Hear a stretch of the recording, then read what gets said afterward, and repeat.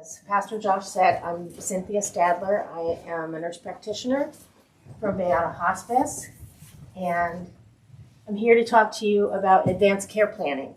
And it's kind of a complicated discussion because people have there's so many different words, and it's hard to keep them straight. And what I find when I talk to patients and families is that there's a lot of confusion around. They'll say, oh, I have a DNR, or, oh, I can take this off. Yeah.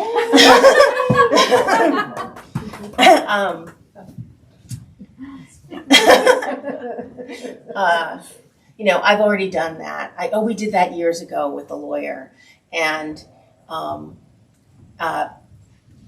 process is bigger than that. And so I want to just kind of pull it apart and talk about why it even is important.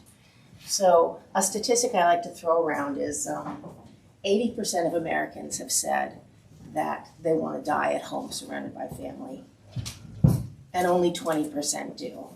60% die in the hospital, 20% die in a nursing home. So I think it's an interesting statistic. So why is that happening? Anyone have a sense of why? Although we say we want to die at home, that's not what happens? What do you think?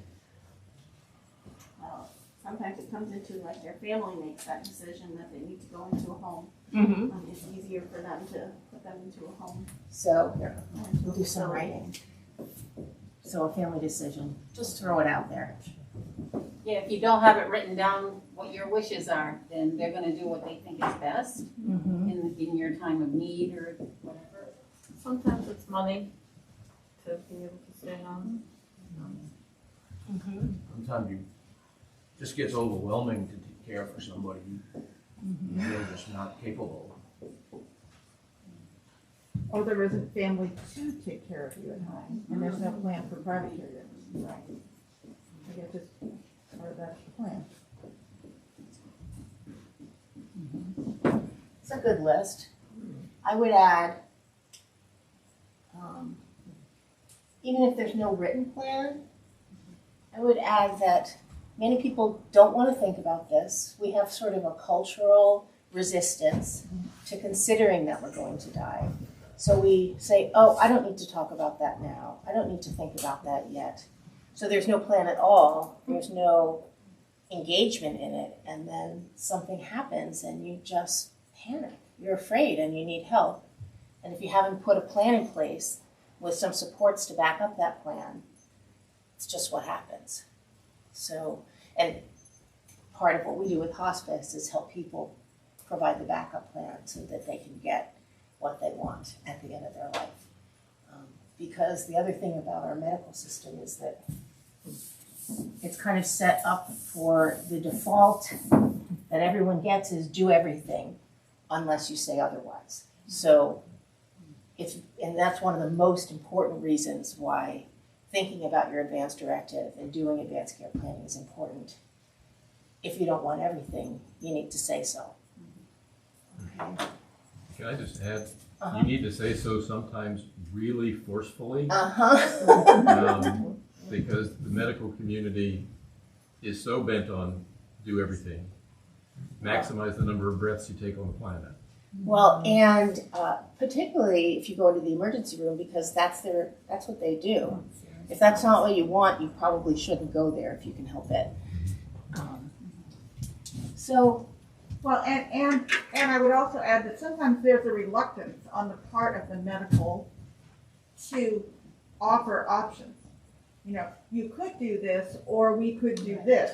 Right. You don't necessarily hear the "or we could do this" part. Because, again, and they don't necessarily have, I think the medical staff is not necessarily comfortable or have the skills to talk about things with nuance and don't necessarily always look at the big picture of a human being.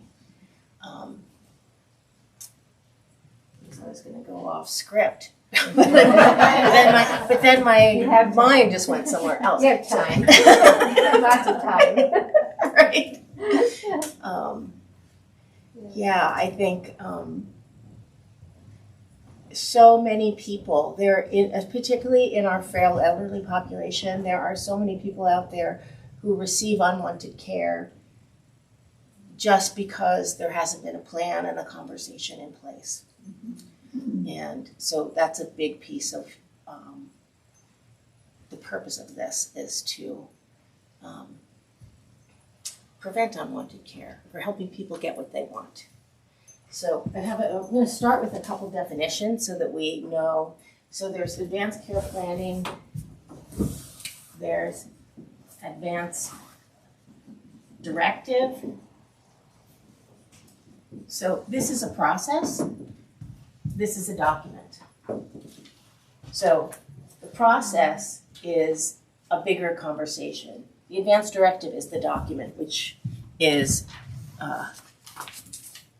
you live in Vermont, which is, I assume you all do, but I do have some New Hampshire ones. If you live in New Hampshire, they differ from state to state. If you're in a different state than where you live, they'll still be honored because your medical team does want to follow your wishes, right? So this is an advanced directive, the document. And then there are steps in advanced care planning, and this is just one of them. The first step is to think about your values, wishes. Because if you look at that form and the questions that it asks you, and you go, ugh, and put it down. Which is why I think tools like this, because it's overwhelming. Like, what do you want? Do you want a feeding tube or not? So thinking about your wishes and your values, what is quality of life for you? How is your health right now? And in general, your wishes and values are going to change as your age, your health, your functionality changes. So it's going to change over time. So it's a document that should be revisited frequently. They talk about the 4 Ds: decade, divorce, diagnosis, and death. The diagnosis and death, the death is the death of the person you're choosing to speak for you if you can't speak for yourself, and if you have a change in your healthcare status. So, advanced directives, think about your wishes and values. This is advanced care planning.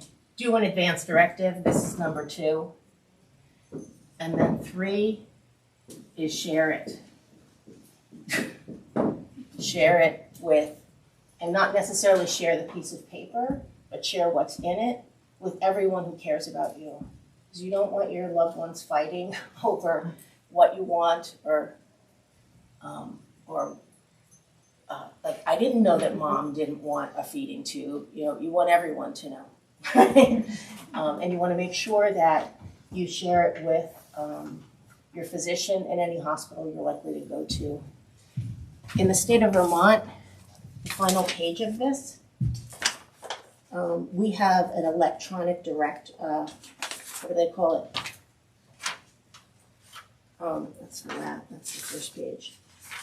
We have you can have it filed electronically. It's called the Vermont Advanced Directive Registry. And you fill out this form with a copy of your advanced directive and send it to them. And so it's always accessible. And they give you a little card to put in your wallet. So if it gets lost, it's always findable. And I think that they even do a little checklist somewhere on the last page of all the people you should share it with. The registry, your agent, your alternate agent, your doctors, your hospitals, your family members, so you can just check it all off. Another thing that another term, so we've got advanced directive, advanced care planning. There's also a couple of other things, like, this is not a good marker. Living well, DNR, COLST, This is what we call it in Vermont. In New Hampshire, they call it pulse. I practice on the border, so I'm always having it. Can anyone tell me we know what advanced care planning is, advanced directive. What about these three things? What's a living will? I thought that was part of the directive. You're right. Yeah. This is a statement about, what matters to you, what are your values, sort of a general discussion about what you want at the end of your life. And it can be part of this form, but when my mother-in-law died, my husband and I sat down with my father-in-law and said, Dad, we don't know what you want. Will you write something? He was a psychiatrist and intellectual and didn't like forms. And he wrote an essay, which was very revealing and really helped us. But basically what he said was, as long as I can go to the theater, attend my grandchildren's events, I want you to keep me alive. But if I don't care if I'm in a wheelchair with oxygen, but if I can't go out and enjoy myself and be with my grandchildren, let me go. It's sort of a summary that really helps us if we are making surrogate decisions for someone else. Like, okay. Wasn't planning on a pandemic now. No. He's since died of lung cancer, but What about the DNR? Can you again explain the difference between the living will and the advanced directive? It's very unclear. Oh, So okay. it's not,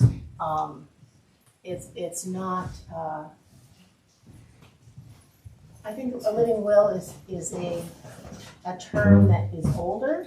And then we came out with the advanced directive, and I'll talk about the pieces of an advanced directive, but basically it's choosing your agent, a living will, which is a statement of values, and then a more specific section that talks about specific treatments. Okay. Right. But it's still in writing. It's all in writing, yeah. Just to add in a little legal perspective. Okay. I know that since I've started practicing, we don't prepare living wills. Right. It's an out of fashion thing, and we now direct people to prepare an advanced directive. Yeah. It's kind of supplanted. Yeah, but people still use this word, so Yep. yeah, we want to bring it in. The DNR. A lot of people think that an advanced directive and a DNR are the same thing. DNR stands for do not resuscitate. Resuscitation is something that we do to people who have died, whose hearts have stopped. So I was in a room full of physicians talking about advanced directives, and like they were just being, a lot of, even doctors don't get. Dead? Are you dead or not dead? If you're dead, then we resuscitate you. If you're not dead, there are other life-sustaining things we could do. We could put tubes down your throat or give you medications to speed up your heart. But resuscitation is something that if you've died a natural death and your heart has stopped, do you want the medical team to try to restart your heart? Sounds maybe kind of harsh, but I think I've had patients say, well, I want to be a full, that's another word. We use this word code, right? I'm a no code or a full code. And these are medical terms that we use when we're talking about the DNR. So a full code is somebody who wants you to do absolutely everything to bring them back if they die. And I like that term, a natural death, because I think sometimes we don't want to, we know we're all going to die, and people are afraid of dying. Of course, it's a frightening thing because it's so unknown, and we have all sorts of ideas about it. But Dying is a natural process. Sometimes instead of saying DNR, we use the term AND, which is allow natural death. Yeah. Which, when you say you're going to allow natural death, it almost feels like it's not like you're withholding anything. And I think that's harder when you say do not resuscitate. You feel like you're holding back something. Right. When you say allow natural death, you're really letting nature take its course and being there to support and keep people comfortable. That's a good So point. it feels different. They really mean the same thing, but it feels different in terms of terminology. Right.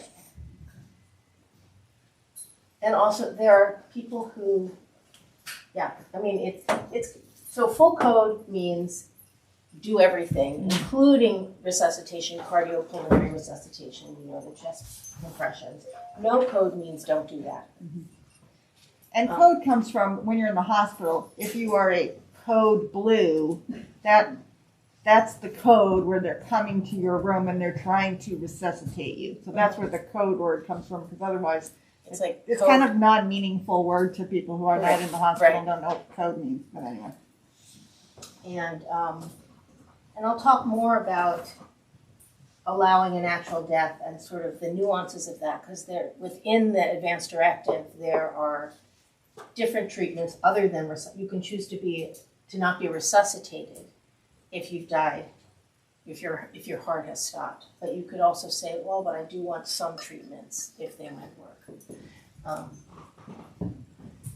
So the last thing is this Kolst form or pulsed form. Does anyone know what that is? Has anyone completed one of those? Probably not, because you all look quite healthy. So these letters stand for clinicians ordered for life-sustaining treatment, or provider or physician ordered for life-sustaining treatment.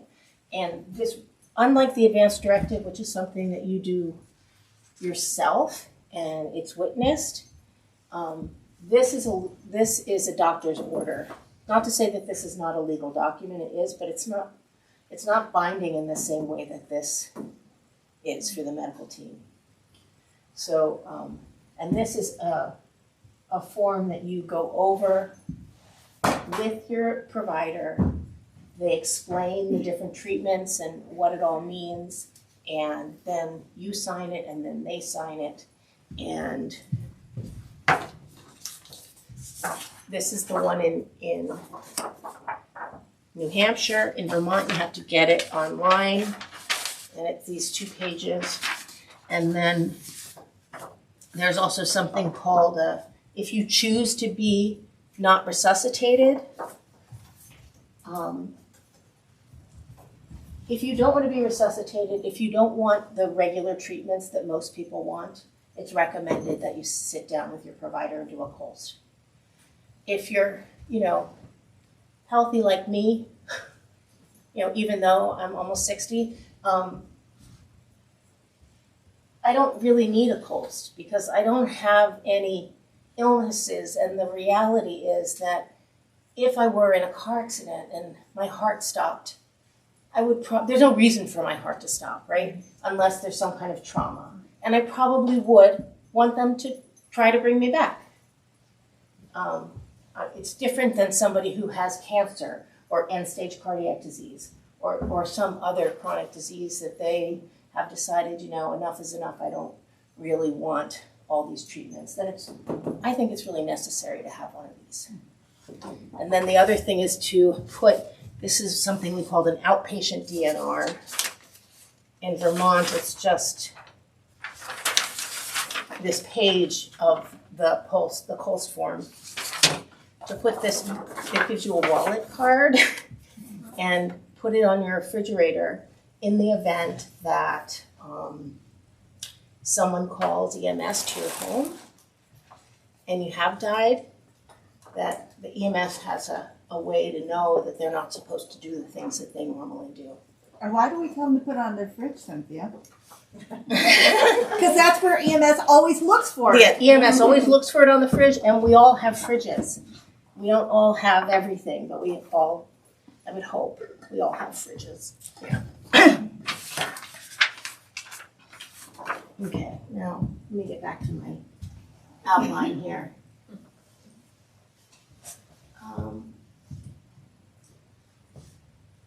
So let's just get, let's go back to this process. I really like the Vermont Ethic Network is a wonderful organization, and they make our advanced directive forms, and they do a lot of education. They're an incredible resource, and that's where you get the Colst form from their website. And they have a way of talking about this. They say their sort of logo, or well, not logo, motto is, who's your person, what's your plan? Like, that's all it is. Who's your person, what's your plan? And so basically the process of this is, advanced care planning is person, plan, limitations, and on the Vermont form, they also have after death wishes. On the New Hampshire form, they have a lot of blank space where you can write in things. But,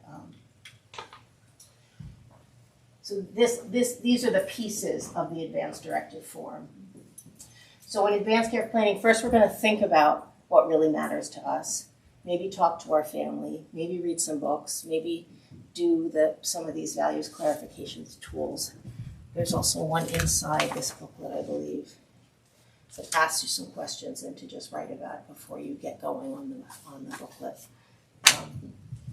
And then you want to choose someone, a person who understands your values, understands what it is that you want, and is willing and able to speak for you if you cannot speak for yourself.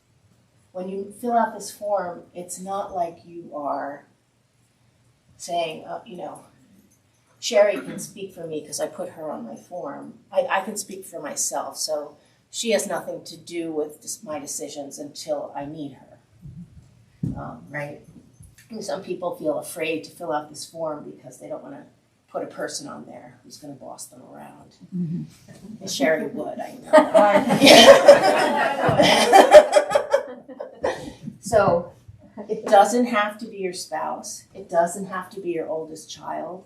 It needs to be somebody who's really able to make these decisions and willing to make these decisions. And then the form also asks you to choose an alternate. Again, back to my father-in-law, after my mother-in-law died, he got a girlfriend, and they were in love.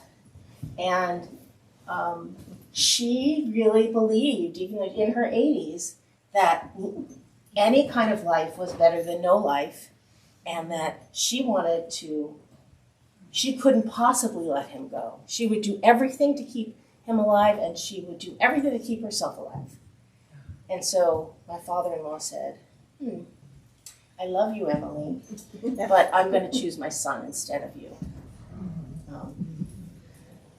Because the thing to remember is this person is the decisions they're making is not what they want for you, but what their understanding of what you would want for yourself.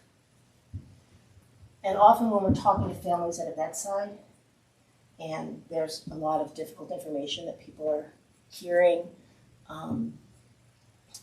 we say, so what would we say, and the siblings are arguing, we say, well, if your mother were here and listening to what you've heard, and she was able to see herself in this bed, what would she tell us? Don't make me come in there. She would tell us, put a pillow over my face, right? So we're not doing that, but we're not going to, but we need to really, this is about honoring each individual's wishes, right? So then the plan is the advanced directive, and in their person plan thing, and the plan includes the limitations of treatment and the living well. And if you look at these forms, let's see. The first form is agent, alternate agents, other people who could be involved, who your providers are. They also, I think there's a place of people not to involved. Yeah, that's at the bottom. The crazy sister, you can. And then the healthcare goals and spiritual wishes, that's sort of the portion that I sort of think of as the living will here, is, you know, just sort of a general expression of what it is that you want, where you want to die. And you can write about your religion or faith and things that might comfort you when you're dying. There's a space for that in there. And then part 3 is this limitations of treatment. That's where the DNR is, but it's more than just the DNR. They talk about, it's on page 3. CPR, they ask about breathing machines, they ask about feeding, artificial feeding, antibiotics, tissue donation, and then at the end, the after death wishes is, you know, burial versus cremation, and they even ask questions about wake and viewing and all sorts of things like that. So, in terms of the limitations of treatment, just so we can think about this listen to some physician talk about this, and I found it so useful to me. There's basically 3 choices, right? There's, we talked about this a little bit. There's life-prolonging treatment.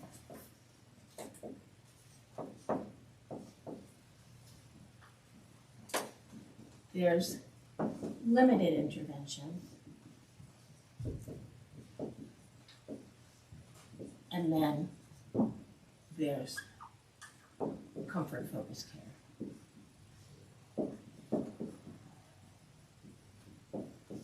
So,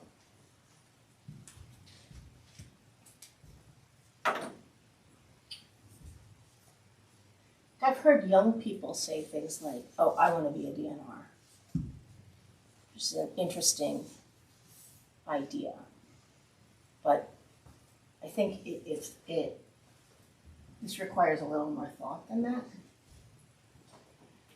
So life-prolonging treatment is basically the choice generally made by a young, healthy person.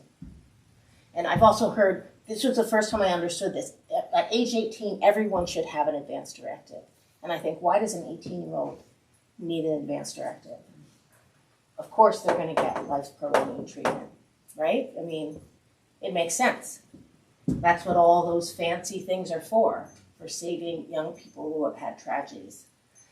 So the one question the 18-year-old needs to ask themselves is, if I had a permanent neurologic injury, would I want everything to keep me alive, or would I want to be let go?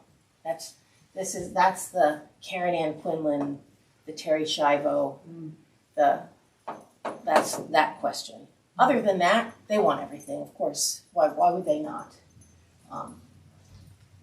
But there are some older people who feel the same way. It's not like we fit people into boxes, but generally, someone who has no illness opts for this. Limited intervention is generally the choice made by people who maybe are advanced in age, maybe have some chronic diseases, and you know, people might vacillate between these two things. So I want life-prolonging treatment now. If I got a diagnosis of cancer, I may say, no, don't do everything, but do what you can to make me better. And if it doesn't work, then stop.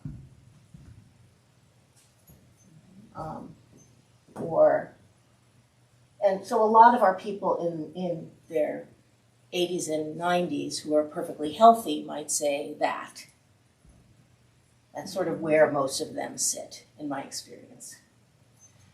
Comfort-focused care is for people who have a terminal diagnosis or for whom life in their body is so difficult that they really welcome a natural death. They don't want anything that's going to prolong their life because they've had a good life. And a lot of our patients in their 90s are kind of there, like, why am I still here? Not that we're going to do anything to accelerate. It's really just focusing on how do we keep you comfortable, how do we ensure your best quality of life. And sometimes people they feel differently about different kinds of interventions. If you look at this, breathing tube is one that many people say, no, I don't want a breathing tube. But if they were having a surgery where a breathing tube temporarily might be warranted, they might say, well, but I don't want to stay on it. If I have to stay on it, just take it out. Feeding is a tricky one. We don't do a lot of feeding tubes in our community at all. They're generally for people who have some sort of disease that is preventing them from swallowing at all. In other communities, when people have trouble swallowing as they get older, they get feeding tubes. I'm glad we don't do that here because it just muddies it all. Well, and we put feeding tubes in people who have difficulty swallowing, thinking that they will have less issues with aspirating, that is, sucking food down into their lungs. But in fact, with a feeding tube, they're actually at higher risk to aspirate into their lungs. So you think you're bypassing the problem, but in fact, you're not. So that's why it's so important to have those kinds of conversations and really understand what the risks are, and that you're not really necessarily bypassing that risk. Right, yeah. Some people say, well, yeah, I want antibiotics, but I don't want a feeding tube or IVs, or I don't want to go to the hospital, but if you can care for me at home, I want whatever's available there. There's all sorts of nuances in that.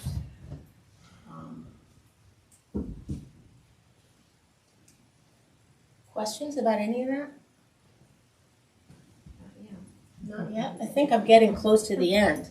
I was thinking about the section where it talked about limited intervention. I remember on my mother's advanced directives, it said that she would be willing to have a breathing tube for a few days, undefined, and but I also remember at the point where she didn't necessarily wake up. She'd had multiple strokes when she had her heart surgery.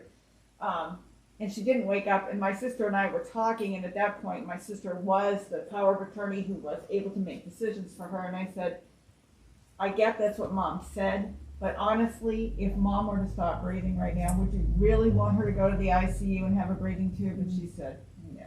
And I said, we need to fix this now before anything happens. Right. That never happened, that was not the issue, we got her back to the nursing home, whatever, but I felt really strongly that even though she had that, at this point, we were beyond that. What were we bringing her back to? Still not being awake and alert after her surgery? Like, I didn't see the point. Right. So that it really takes some thought to process that and to really think about what it means. The other thing I want to say about advanced care planning is I could never ask my mother directly, Mom, would you want a breathing tube? Mom, would you want this? So my strategy was always to talk about a patient I might have had and say, and this was the case, and this is what the family decided, but a different family decided this, and what do you think? And she'd go, well, if that were, I think that's ridiculous. I would never want that, blah, blah, blah, blah. And then I get on the phone with my sister going, by the way, I had this conversation with Mom today. This is what she said. Right. This is what she said. So didn't you that Right. So we kind of had to have those conversations around the corner, not directly. Yeah. But that was how I was able to actually get information out of her about what really her values were regarding blood care. To ask people about things in it, like watch a movie and then what do you think about what they did there? Like it's not personal. Yeah. But it gets you thinking about values if you're working with your husband or your You may have done this because I came in late. Uh-huh. Filling out these papers, Mhm. where do they go? Who gets them? And how long are they valid for? Well, they're valid for as long, I mean, we suggest that you look at them at least every 10 years, if not sooner than that, if you get a new diagnosis. And then, once you fill them out, they are witnessed, and then you give them to your healthcare agent, your alternate agent, maybe all your loved ones, if you think that that's something that they would like to have, your doctor, any hospitals you might go to, and then you send it to the Vermont Registry. Oh. Yeah. Okay. So I have a question. So when you've done that Mm-hmm. and the forms are where they're supposed to be, Mhm. one would think, Mhm. then why, when a loved one is in the hospital, why are the doctors or the nurses saying, does she have, why are they, I mean, I know my mother has an advance directive, but why am I getting asked that question? Shouldn't they be able to access that information already?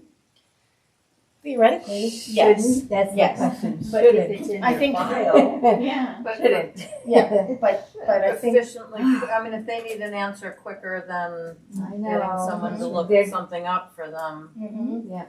I know that in the Hitchcock system, I've been told that there's like on the first page, there's a button that they push and it should pop up. But we're not as good as we need to be around finding this information and honoring it. And it is, I think, very important to have an advocate, a person who knows what the individual wants and will advocate for that. Because I think sometimes, particularly in a crisis, they don't look. Yeah, that agent or advocate Mhm. can be just really huge. Don't expect the medical community to A, be able to find it, and B, implement it without the agent, okay? Because they have their own bias, they have their own goals, and they may or may not be yours. But choosing the agent, oh, it's not up there anymore, but anyway, not only someone who knows, but, Sherry was alluding to something. There may be one offspring who's the agent, but there are other offspring who have thoughts, Right. Oh, yeah. right? Okay, so that person needs to be able to surf the relationships that exist. And sometimes it needs to have the backbone to say, I mean, I was almost in this situation with my brothers and my dad, where I was ready to take some steps that my brothers were not ready to take. And if I had been the agent, my mom was living and she did a great job. But I was almost in the place of having to stand up to my brothers and say, I understand that you're operating on your values, but you're not operating on Dad's values. Right. And so I'm going to have to look at you and say no. And then Dad's going to die. And then you're going to look at me and say, I said no. Yeah. Yeah, right. Is your agent able to do that? You got to pick somebody who can. Right, and I also think, and really speak with not just your agent, but the whole family, so everybody understands that. And understands that you are maybe even writing it down, writing an essay. Writing it down to say, I absolutely do not want to go to the ICU under any circumstances. It's hard. And yes, we cannot expect the medical community to be on top of it for us. Part of this kind of education that we do frequently is really to empower all of you to say, and it's not like it's us against them, but they have a mindset, and again, they don't see these very sick people. They don't want to have bias against anyone, so they treat everyone the same, and which isn't always the appropriate thing for someone who's really sick or really old or really debilitated. Well, and they only see a snapshot of Right, the that's person right. and where the person who's the power of attorney knows this person much more globally, and I think something you said, but you also were making that point, is that whoever you pick as your power of attorney, you want to make sure they're willing to be your power of attorney, because some people have said, well, I want you to be my power of attorney, and that person has said, you know what, I don't think I can do that. I don't know that I can make those decisions. I don't want that. So you need to make sure whoever's doing it is the person who's willing to do it and really understands what you want. And especially if there is a default. If you don't choose a durable power of attorney, then by default in most states, your spouse becomes your power of attorney. If you're divorced or whatever, then by default your oldest child becomes your power of attorney. So there's those pieces. And I know that when my ex-husband was very, very sick, and they asked him who he wanted to make decisions for him, we were in the emergency room, and he said, she is. And I thought, I am?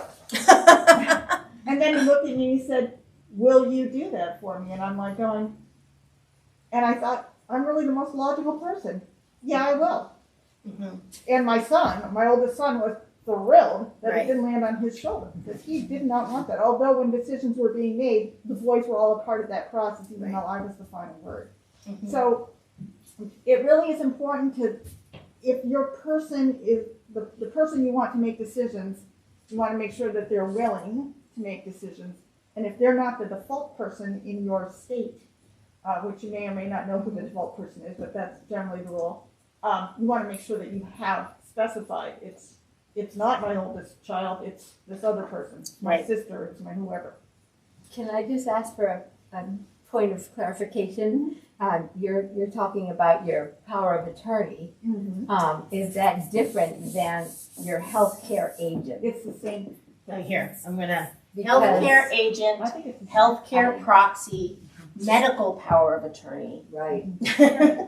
But Durable So power of attorney. a legal For power of healthcare, attorney for is healthcare. the same thing? So, what they're speaking about, advanced directives appoint your healthcare power of attorney. right. So, in It's the old different than a days, financial. exactly, that's the Right, separation. that's where we're going. between But healthcare proxy and agent, power of attorney, but and you separate them between money and health. Right. Currently dealing with all of this and my mother. So Right. That was a good point of clarification. Thank you. Yeah. Cynthia, I had a really strange thing come up with my mother. I was a durable power of attorney, and she had a DNR. She was going in, and she and I often had conversations about this. We would go over the paperwork, we would talk about it. It was no big deal to us to just have that conversation. But my other siblings and her siblings didn't talk about it because nobody's going to die and they don't want to discuss it. Right. And so my mother had a DNR. She had everything all filled out. She went in for a femoral bypass, which is a pretty serious surgery. And in order to do that, they had to intubate her. So they had to revoke her DNR. And so at the time that happened, I asked the doctors, and we had a full discussion in the hospital with the anesthesiologist, everyone, like, this is what's going to happen. This means that it's not possible to go with her advanced directives. What are the scenarios? And so we talked about all that. We had it all definite. I had one of my sisters and one of her siblings, just so I wouldn't have that hanging over my head if I made the wrong decision. So she went through her surgery. The doctor came out and said everything was fine. She did well. Perfect. He came out 15 minutes later and said, she's crashing. What do you want to do? All of my siblings said, this is it. She said, let it go. Well, my mother had said in front of everybody, if it has anything to do with the surgery, keep me going. If it, so, and just see how that turns out. And then we have plan B in that. And so I explained all that with the doctor right there. We did that, just as she had asked. She lived another, 6 or 7 years, no problem. But like my aunt and uncle, they were crying. They said, how did you even know how to do that? And I said, you have to have a very, what you guys consider a difficult conversation. You have to be comfortable. If you're taking on this responsibility, you need to know and talk with someone. And that was the weirdest situation. I never would have Yeah. thought that morning that they were going to say, oh, no, we take away the DNR. I didn't know that. That happens whenever you go in for a procedure, and it's for that reason, because sometimes around surgery and anesthesia that happens, and it's not the same as a natural death, you know? And some people would still choose, it's okay, let me go anyway. Right, But they my would. mother said if it has to do with the surgery, and so it was a fine line because it was in recovery. But I'm like, recovery is still part of surgery, I Right, thought. yeah. So Right. Other thing about the healthcare agent that, if you don't fill out this form, if you feel paralyzed by the I do, I don't want this, if you can really think about what's important to you and make sure the people who care about you know what that is, that's good enough. And you don't want to lock your healthcare agent into narrow, do this, don't do this, because there might be a time, particularly if you're a younger person, where listening to the doctor and everything that's being said to you, what you know about your loved one's values, they might want to try whatever this thing is. And if it says no intubation under any circumstances, you're tying their hands and they say no. And maybe that's okay. But really the most important thing is that you figure out what you want and you communicate it more than the piece of paper. Does that make sense?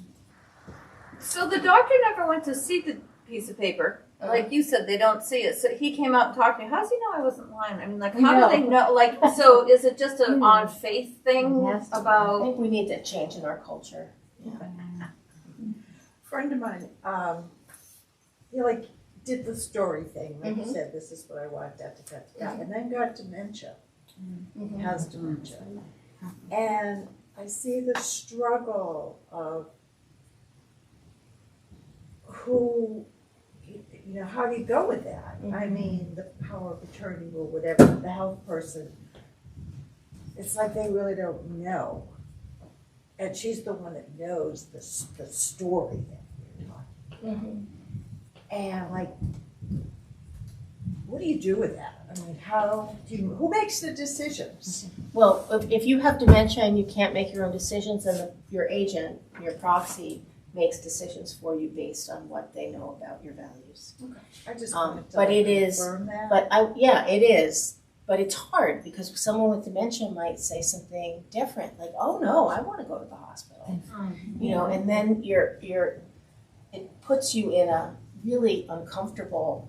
As someone who, both of my parents died with dementia, so I had this experience before when my mother could still say what she wanted. She'd say, "I want to take all my medicine and die," and I'm like, "Mom."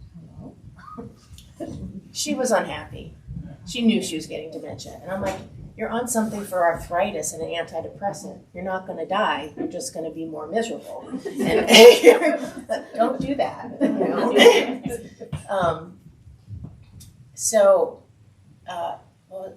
Where was I going with that?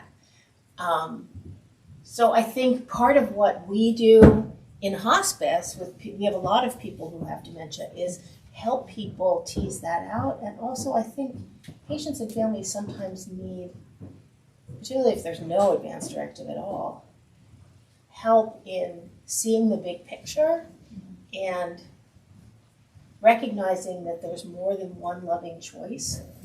Like that the most loving thing I can do for my mother at this moment, is it to take her to the hospital and put her on IVs? Or is it to keep her comfortable here, give her oral antibiotics, and do whatever we can to make her comfortable? Is the most loving thing to do to my mother who can't sit up to feed her 3 meals a day, or to offer her food, and if she tries to eat, help her? And if she's not interested, let her be. They're complicated things. But there's lots of ways to be a good and loving person to the person you care about. And it's not to do everything. That's our cultural, you gotta just do another thing. Well, and the other thing with dementia and Alzheimer's is it's years. It's years of stuff, unless they fall and break their hip or something. But generally, it's years of going through this. And what makes sense at one point might not make sense 2 years down the road. And I Right. very distinctly remember talking to a daughter of a patient who literally dead, only got up for meals, dead. And I watched her, and she was choking out every time she ate, and I said to her, you know, she's going to aspirate. She still seems to like her food, but she's going to aspirate, and what do you want to do? And she said, well, we've always treated her with antibiotics. We've always done this. And I said, well, when was the last time she got antibiotics? Well, it was a couple of years ago. I said, tell me what your mom looked like 2 years ago. And she described a very different woman, someone who was still getting up in her wheelchair and going to the pub in the afternoon and doing stuff. And then we talked about where she was now. And partway through that, and all I said was, I don't want to knee-jerk this. I want to have a thoughtful conversation. And partway through this conversation, she basically told me everything. So she was laying out the whole scenario herself. And she said, you know what? Now that we talk about that, you know, I don't think that makes sense anymore. But see, she came to that conclusion herself. But it required thinking about, it made sense a couple of years ago. Does it still make sense now, where they are now? So it's like, Right. as you were saying, what's the most loving thing to do at this point, at this trajectory of their disease? You really to be thoughtful about that. She lived for 5 more months. She died of an aspiration pneumonia. But if she was still several months down the road, very happy that we were able to have that conversation ahead of time, not during crisis mode. And the other thing I want to bring up about dementia is that last year, I think that Dartmouth did this project, the Dementia Directive, that you can find online. If you like Google Dartmouth Dementia Directive, it'll probably pop. And it, Dr. Santulli, who's a dementia specialist, did it with a bunch of medical students, and it's an advanced directive that you fill out for mild, moderate, and severe dementia when you're healthy. And then he was also sending out the medical students to the person's home and doing a little video of them with their phone, and then giving it to the patient and family to put with this dementia directive, so that they could see the person saying to the camera, "This is what I want." Wow. I didn't know that. Yeah, it's new. Oh, I don't I think have one. you do. I was in one of those, Yes, one yeah. of his talks, and I did that. Yeah, I don't think it's necessarily a legal document, but it certainly helps to guide the people who are trying to care for that person. I think one of the things that, I'm not sure if this is helpful or not, but I think it is. You're talking about looking at the big picture. Well, looking at the bigger picture, we're talking about death. And it's a natural thing that, try as we might, we will not have 100% control over. And will not always be able, at every moment, in every circumstance, to do exactly the best thing. And when we don't, it's not our fault. Okay? I mean, my favorite example of this is Hurricane Katrina. This devastated New Orleans. Was it the mayor's fault? Was it the governor's fault? Was it the president's fault? It was Katrina's fault. Hello? Okay? So when someone's dying, it's death. And I'm not trying to take any of the motivation or anything away from doing as much as we can to be as wise and as loving as we can. Absolutely. All of those things. And sometimes it's still going to come around a bend you didn't expect, and you're not going to know the right thing to do. Sometimes that's the nature of the beast. And Sherry's going to talk a lot more about all the things we can do, because we can do quite a bit. Yes. And sort of our mission, my mission, I think hospice's mission is to help people think about what it is that they want, and end their lives in alignment with how they've lived them, in alignment with their values, and not wind up in a situation where they're having a lot of stuff done to them, and it's noisy and chaotic and terrifying, and that's how we die. 60% of Americans die in the hospital. Now, of course, some of those people need to die in the hospital, but I don't think 60% of us do. That's my bias. Anyway. Nice ending. You had a time. Okay. Good timing. Yeah, are we done? It's like 7 minutes to 3. Anything else? Questions? I'm kind of wondering about the other booklet that you have that's more in detail, not the advanced directive, but the bigger one. Yeah, There's that a one. stack of them over there. It's just, So it just opens up more conversation if you're someone's person, or if someone asks you to be their person. Is that a good it's thing like a to? workbook. Think about your values. I love these values quizzes. My family, my friends, my religion, my passions, my career, others. Think about your hopes and fears during a serious illness. What else do you hope for that might give you peace? Who do you want involved in your care? So it asks you a lot more questions than the advanced directive does. So in looking through this, it might help you to then attack the yes/no questions. And there's a bunch of them at the very end of this table, so feel free to pick one up and take it home with you. The other thing that I put over there is I do a monthly end of life conversation group through the Aging Research Center at Dartmouth. And I've done other kinds of those sorts of conversation groups and gathered resources from various people who have come and things that we've watched and looked at. So it's just a piece of computer paper with a list of books, websites, and videos that I think are really useful in helping you think about these issues. Excellent, thank you.